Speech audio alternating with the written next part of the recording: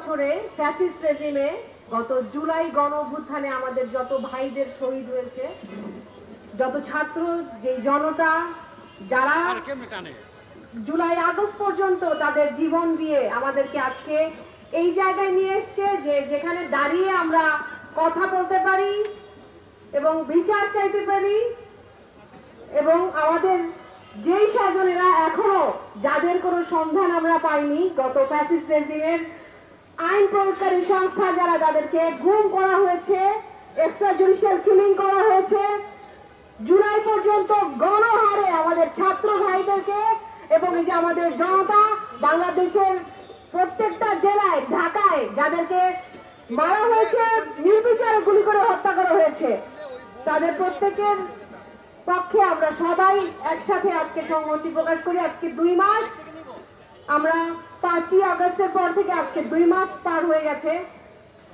আমি নাগরিক কমিটিকে ধন্যবাদ জানাই এরকম একটা আয়োজনের জন্য, এবং আমরা জানি আমরা আমাদের এই কার্যক্রম আরো চালিয়ে যাব।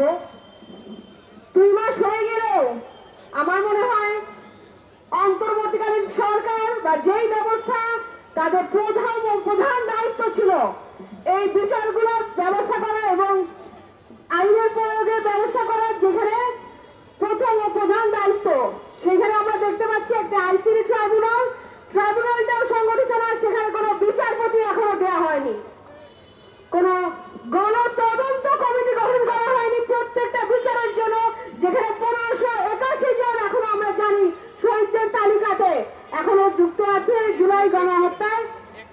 গত 700-এরও বেশি যে গুম হয়ে যাওয়া কেস, 2600-এরও বেশি যারা এক্সট্রা জুডিশিয়াল কিলিং এর কেস, প্রত্যেকটা কেসকে এখনো একটা তদন্ত আওতায় আনা হয়নি।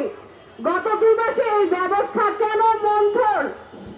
এই বিচার প্রক্রিয়া না আগালে প্রধান দায়িত্ব যেটা দোষীদের শনাক্ত করা, যে আইন প্রয়োগকারী সংস্থা ইললিগাল ভাবে এই প্রত্যেকটা ভাইদের জীবনের উপরে গুলি চালিয়েছে, তাদেরকে হত্যা করা হয়েছে, প্রত্যেককে তদন্তের আওতায় আনা এবং বিচার প্রক্রিয়া।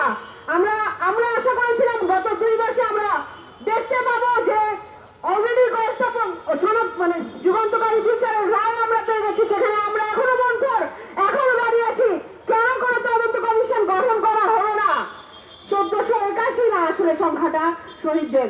আপনারা যদি রায়ের বাজার পৃথিবীর অবস্থানে যান, আরো যে অবস্থানে যান, সেখানে যারা দেখতে পাবেন যে